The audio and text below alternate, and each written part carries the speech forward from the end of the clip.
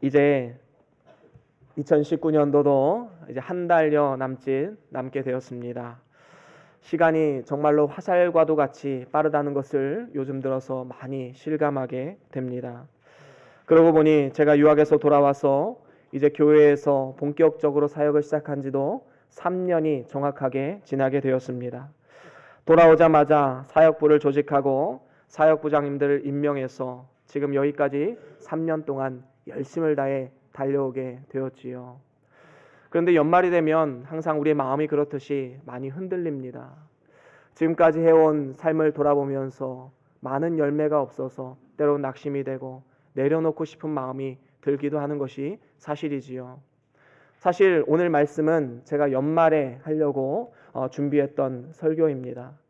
그런데 연말에 하면 이미 늦더라고요. 이미 마음은 흔들릴 대로 다 흔들려버리고 내려놓아야 될 사람들은 이미 다 마음의 결정을 해서 내려놓게 되는 것입니다. 그래서 그러면 안 되겠다 해서 12월 첫 주 아직 올해가 다 가기 전에 우리가 말씀을 통해 은혜 받고 이제 앞으로의 삶 그리고 남은 한 달 그리고 내년 한 해를 어떻게 우리가 준비하고 살아가야 할까 오늘 말씀을 통해서 귀한 은혜가 있기를 주의 이름으로 간절히 축원합니다.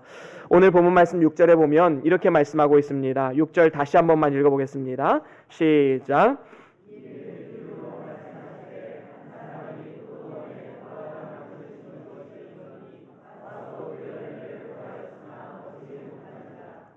그렇습니다.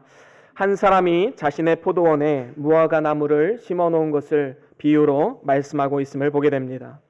심은 목적이 무엇입니까? 당연히 심는 사람은 이 나무를 통해서 많은 열매를 얻기를 바라는 마음으로 기대하는 마음으로 나무를 심게 되는 것이지요. 그런데 6절 마지막에 보면 이렇게 안타까운 말씀이 나옵니다. 주인이 무화과 나무에서 열매를 구했는데 얻을 수가 없었다라고 말합니다. 그래서 7절에 이렇게 과원지기에게 명하게 되지요. 7절 말씀 한번 더 읽겠습니다. 시작. 과원지기에게 이르되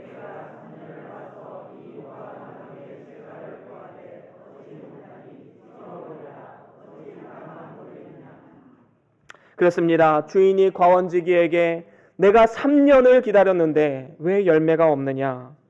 이제 열매를 얻지 못하니 이 무화과 나무를 찍어버려라 라고 명하고 있음을 볼 수 있습니다. 참으로 안타까운 일이지요. 사실 과원주기가 왜 노력을 하지 않았겠습니까? 열심히 물을 주고 또 시간과 재물을 들이고 돌과 잡초를 그리고 벌레를 제거해주고 거름 주면서 열심히 수고했을 것입니다. 하지만 어떤 이유에서인지 모르지만 3년 동안이나 열매가 맺어지지 않았던 것입니다. 이런 상황에서 주인은 과원주기에게 명해서 무화과 나무를 찍어버려라 라고 명하고 있는 것입니다. 그러면 과연 오늘 말씀의 이 비유는 무엇을 내포하고 있는 것일까요? 사실 이것은 비유입니다. 그래서 본문에 나오는 포도원 주인은 하나님을 의미하지요. 그래서 나무를 심는 것은 하나님이 심으시는 것입니다. 또한 포도원은 교회입니다. 교회 많은 성도들이 있지요. 그런데 그 중에서 특별히 무화과 나무를 심은 것입니다. 그래서 과원지기는 이 무화과 나무를 돌보는 주님의 몸된 교회를 각자의 달란트와 은사를 따라 섬기는 사역자들을 말합니다. 그리고 무화과 나무는 삶 가운데 그리스도인의 인격적인 열매, 사역의 열매들을 말하는 것이지요. 사실 이 포도원이라는 곳에는 포도나무가 가장 많습니다. 흔한 것이 포도나무이지요. 그런데 그 중에서 주인이 특별하게 무화과 나무 하나를 심은 것입니다. 이것은 내다 팔기 위한 것이 아니라 자신을 위해서 심은 것이지요. 그래서 지금 주인이 과원지기에게 요구하는 것이 무엇입니까? 이 특별한 무화과 나무에서의 열매를 기대하고 바라고 계신 것입니다. 그렇습니다. 이 비유에서 우리가 알 수 있는 것은 무엇입니까? 하나님께서는 주님의 몸된 교회를 섬기는 사람들을 아주 귀한 사람으로 여기시고 세상 사람들에게는 요구하지 않는 특별한 사명을 주고 계심을 우리는 분명히 알게 되는 것입니다.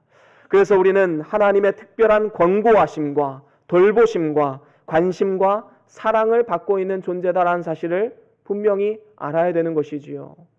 그런데 문제는 무엇입니까? 사랑을 받는 입장, 관심을 받는 사람의 입장에서는 이것이 때로는 부담감으로 올 때가 분명히 있다라는 것입니다. 열매를 맺든 안 맺든 하나님 저 좀 그냥 내버려 두시면 안 되겠습니까? 하나님의 너무나도 큰 관심 때문에 이것이 부담스러워지기도 합니다. 하나님 저도요 세상 사람들처럼 인생을 즐기면서 살아가고 싶습니다. 주일도 나오고 싶을 때만 나오고 뭐 일이 있거나 아니면 바쁜 일이 있거나 때로는 주일 못 지킬 때도 있는 것이지요. 하나님 왜 이것을 간섭하십니까? 구역이나 부서에 얽매이고 싶지 않습니다. 저는 편안하게 신앙생활하고 싶다고요.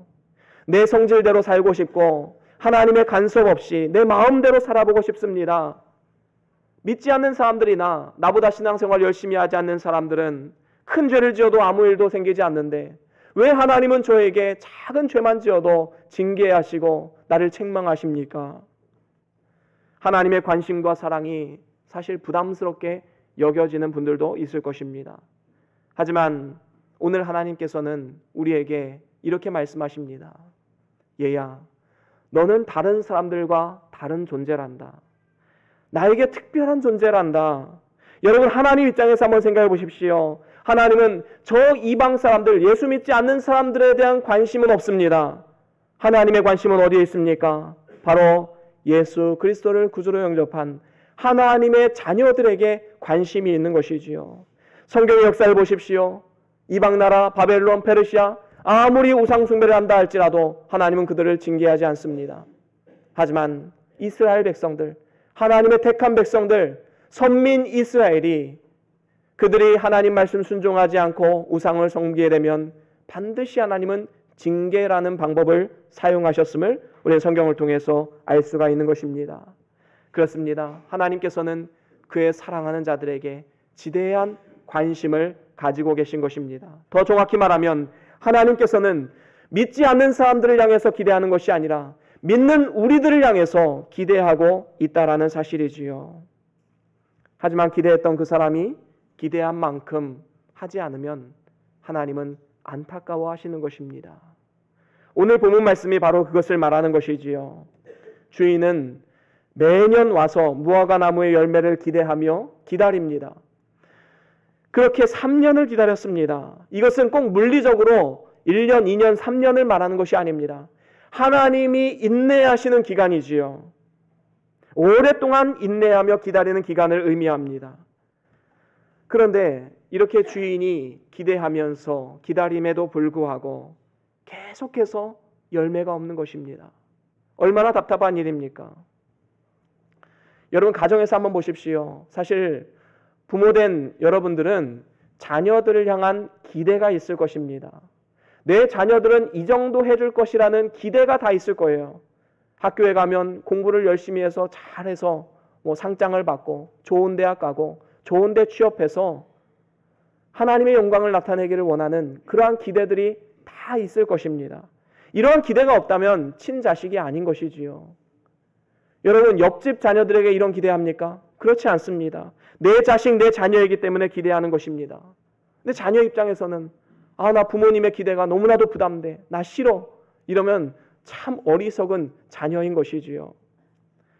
여러분 목회자 입장에서도 그런 것 같습니다. 제가 어려서부터 원로 목사님에게 자주 들었던 이야기가 있습니다. 2080의 법칙.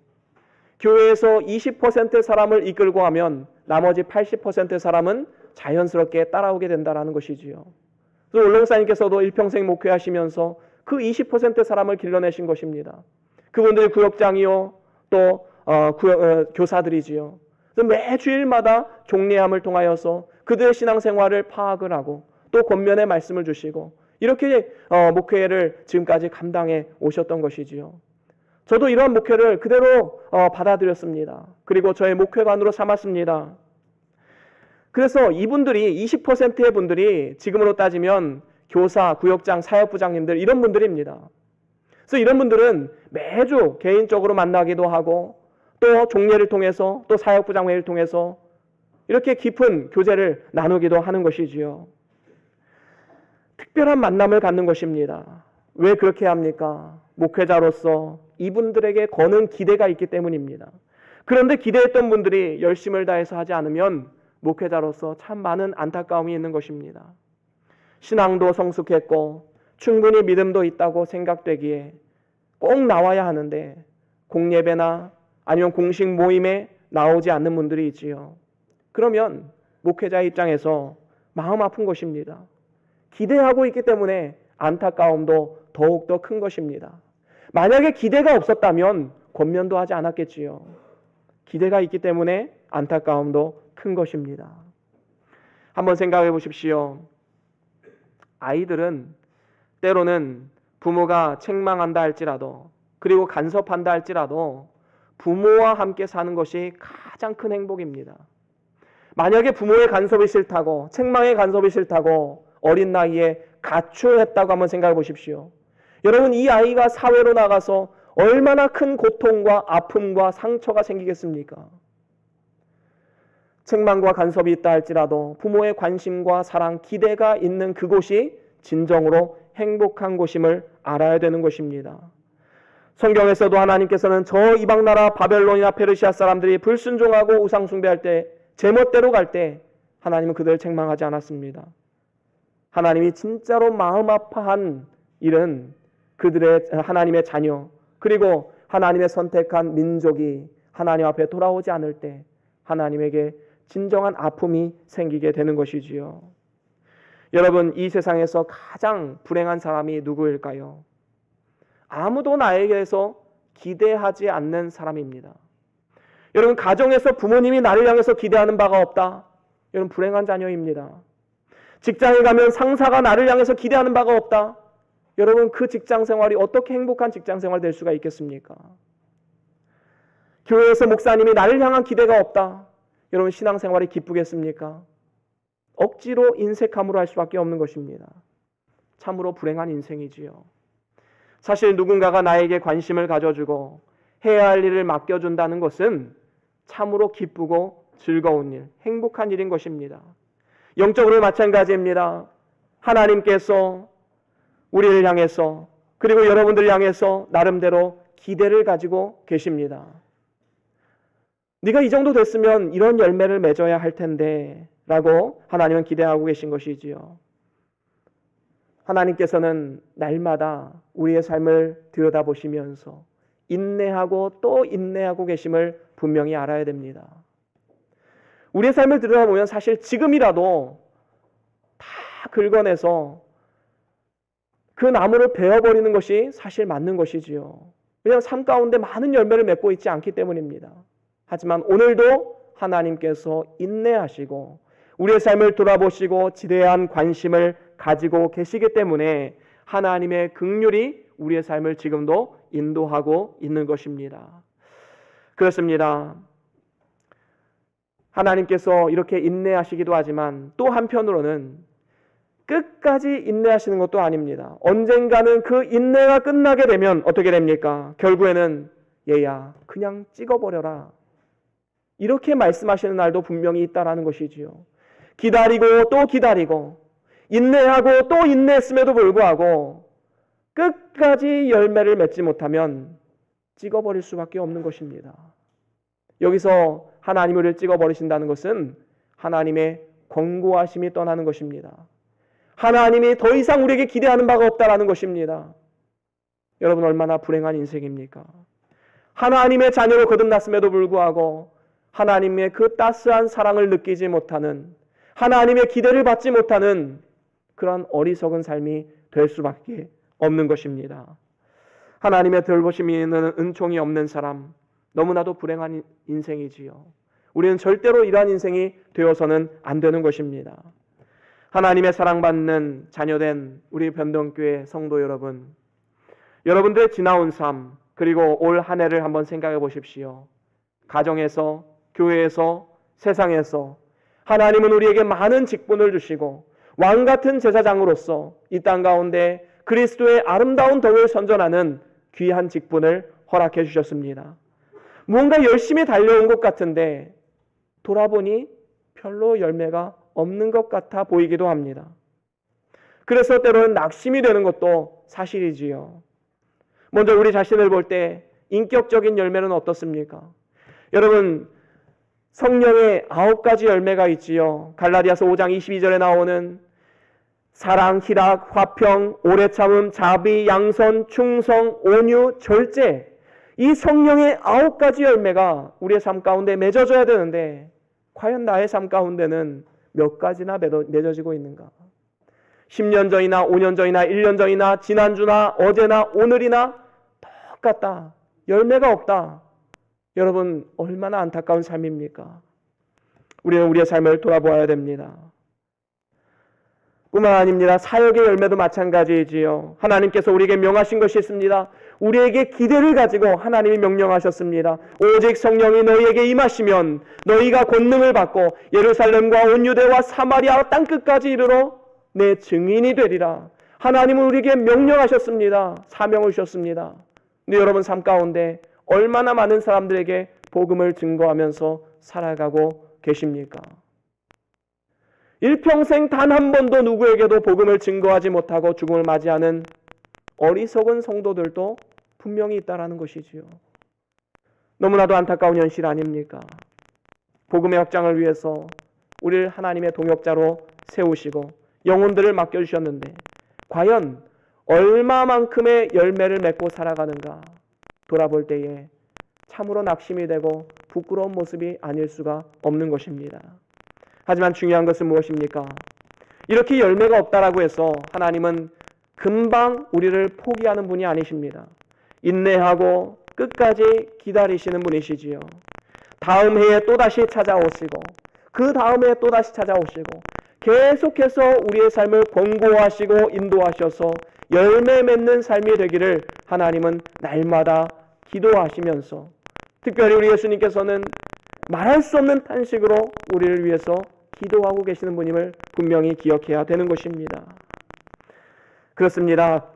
베드로후서 3장 8절 9절에도 이렇게 말씀하지요. 우리 같이 한번 읽어볼까요? 베드로후서 3장 8절 9절 쭉 한번 읽어보겠습니다. 시작. 사랑하는 자들아,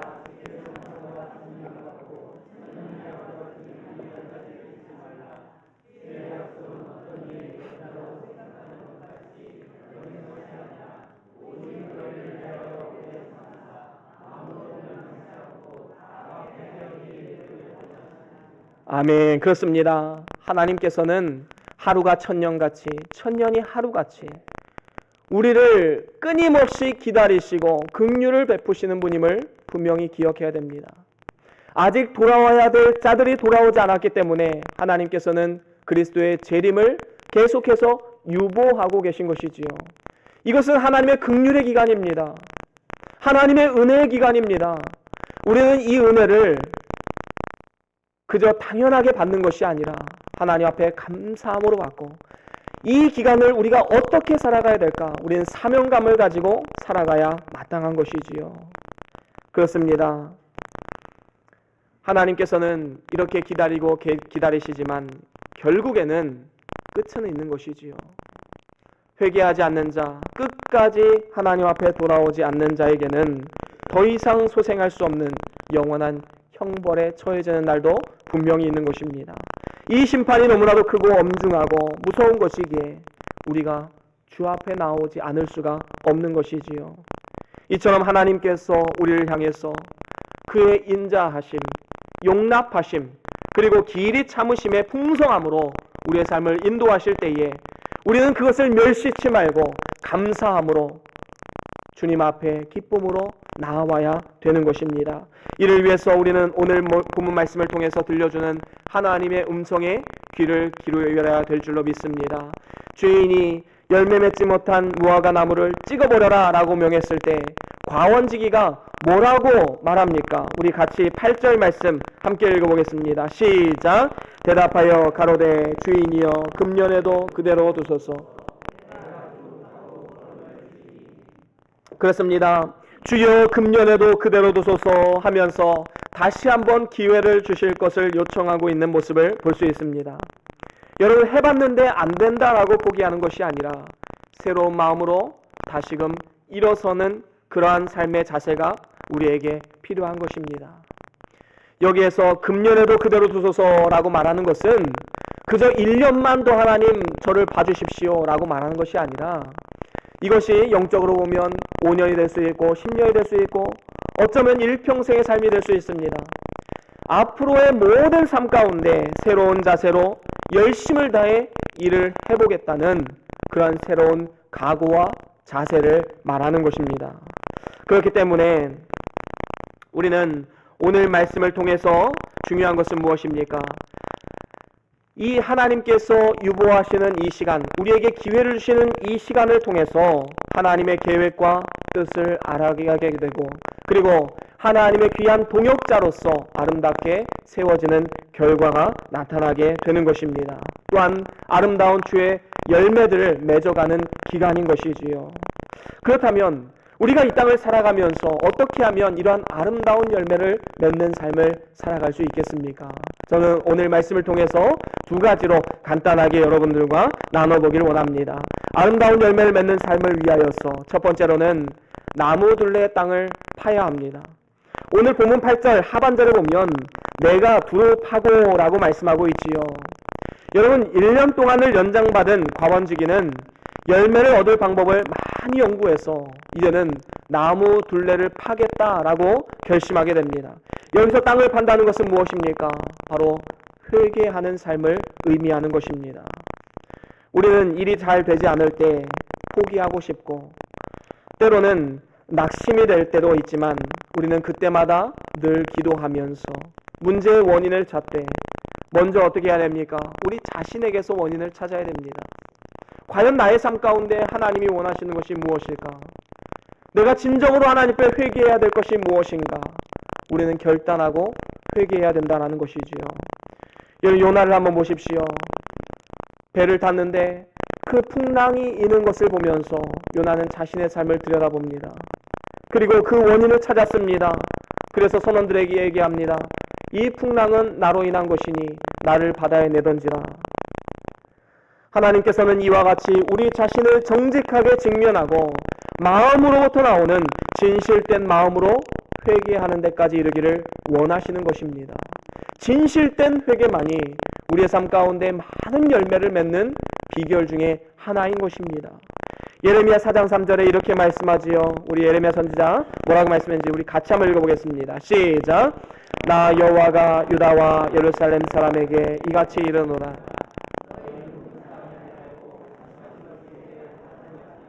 그렇습니다. 너희 묵은 땅을 갈아버려라. 그 굳어진 마음을 갈아엎어버려라. 하나님은 말씀합니다. 그리고 가시던 물 속에는 걸음을 주지 마라. 여러분, 이를 위해서 먼저 묵은 땅을 우리는 갈아야 됩니다. 갈아서 엎어야 됩니다.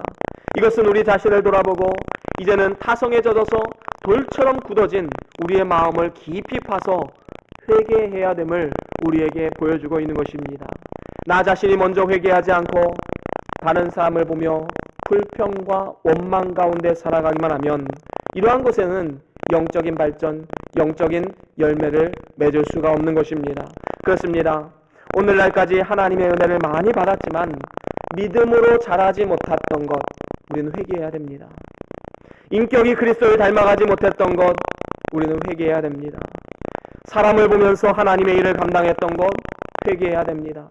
뿐만 아니라 하나님께서 사명을 주셨는데 이것을 그리스도께서 십자가를 통해서 보여주신 그 같은 종류의 사랑으로 하지 않고 내 열정, 내가 가진 능력으로 하려고 했던 것, 그래서 억지로나 인색함으로 사명을 감당했던 것, 우리는 회개해야 마땅한 것입니다. 오늘은 12월 첫 주, 오늘 이 시간 저와 여러분들이 최선을 다해서 주를 위해 살지 못했던 것을 회개하고 이제는 새로운 각오와 결단으로 남은 한 달과 앞으로의 우리 모든 남은 인생을 하나님과 그의 나라를 위해서 충성을 다해서 감당함을 통하여서 우리의 가정과 교회와 사회 가운데 우리에게 주신 사명을 잘 감당하고 다시 한번 하나님 앞에 귀하게 쓰임받는 저와 여러분들의 삶이 될 수 있기를 주의 이름으로 간절히 축원합니다. 그런가 하면 두 번째로는 우리가 열매를 맺기 위해서 파인 곳에 걸음을 주어야 하는 것입니다. 파인 곳에 걸음을 주라.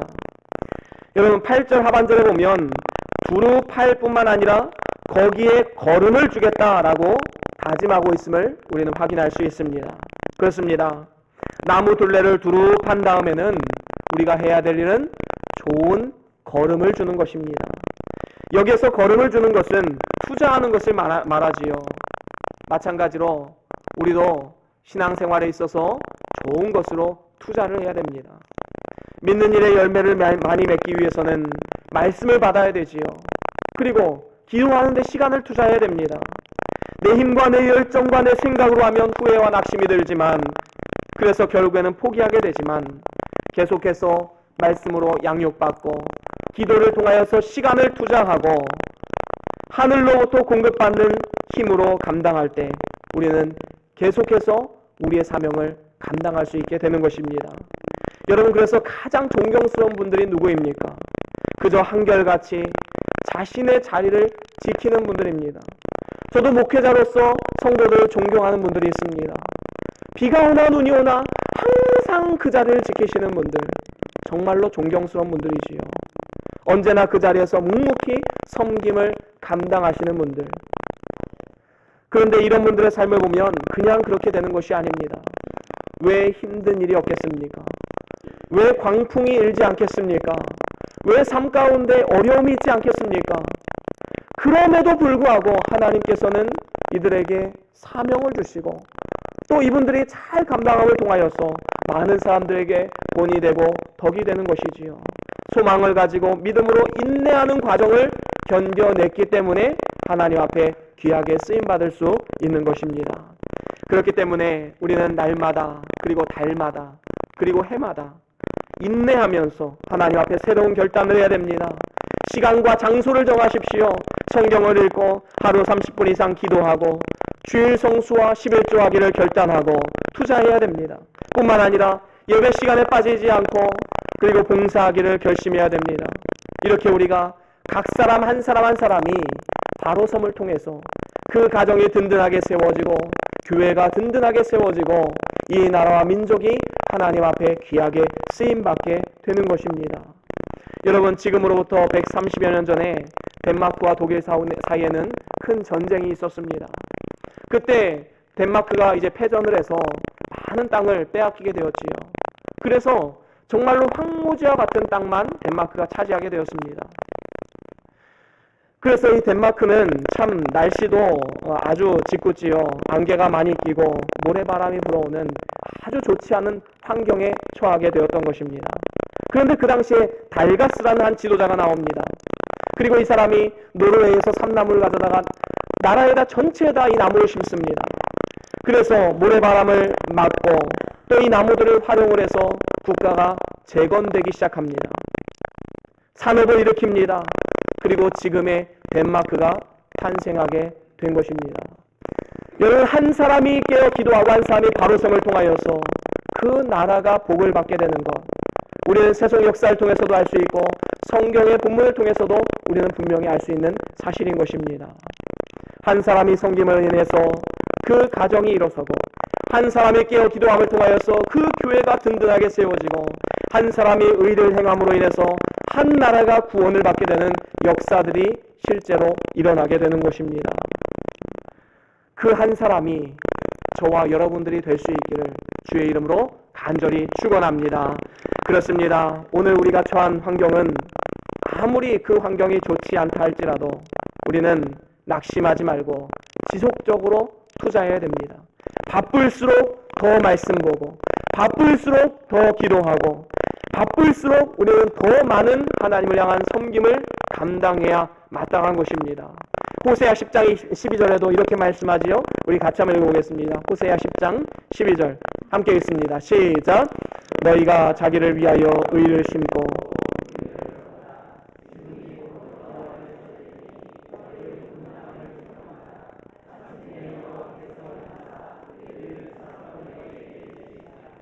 아멘. 그렇습니다. 여기 보면 너희가 자기를 위하여 하라. 여러분, 우리가 열심을 다해 섬김을 감당했는데 우리가 기쁨과 감사함으로 일을 감당했는데 결국은 이것이 누구를 위한 것이었습니까? 바로 우리 자신을 위한 것입니다. 장래에 좋은 터를 쌓는 것이고 하나님 나라의 상급과 영광을 누리는 길이다라는 것이지요. 그렇습니다. 묵은 땅을 기경하라. 마침내 여호와께서 임하사 의를 비처럼 너희에게 내리시리라. 하나님께서 분명히 우리에게 약속해 주고 계심을 기억해야 되는 것입니다. 사랑하는 우리 변동교회 성도 여러분, 이제 2019년도 한 달여 남았습니다.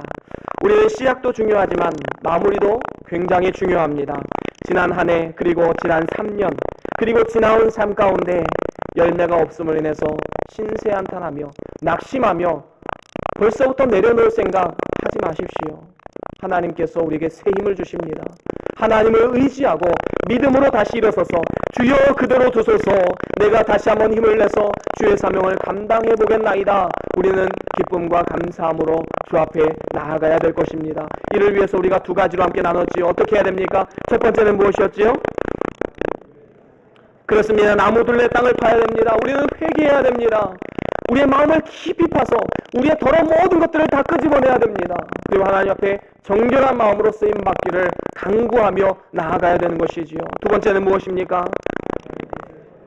그렇습니다. 걸음을 열심히 주어야 됩니다. 나의 시간과 물질을 투자해서 우리는 신앙생활을 해 나아가야 되는 것입니다. 바쁠수록 더 기도하고 말씀 보고 어려운 환경 속에서도 더 많이 섬기고 봉사를 감당해야 마땅한 것입니다. 우리가 지난 한 해 동안 교사로, 구역장으로, 사역부장으로, 성가대로, 청소사역으로, 기관의 임원으로 여러 모양으로 우리가 섬김을 감당했습니다. 때로는 열매가 없음으로 인해서 낙심이 들기도 했었고 내려놓고 싶다라는 생각이 들기도 했던 것이 사실일 것입니다. 하지만 오늘 이 시간 결단하십시오. 주여 그대로 두소서. 다시 한번 새로운 마음으로 새로운 사명을 가지고 잘 감당하기로 결단하고 이제 앞으로 남은 한 달, 그리고 내년, 그리고 앞으로 우리 남은 인생을 하나님 앞에 귀하게 쓰임받음을 통해서 장래에 좋은 터를 쌓아가는 저와 여러분들의 삶이 될 수 있기를 주의 이름으로 간절히 축원합니다. 우리 다 같이 오늘 받은 말씀 기억하시면서 새로운 결단으로 나갑시다.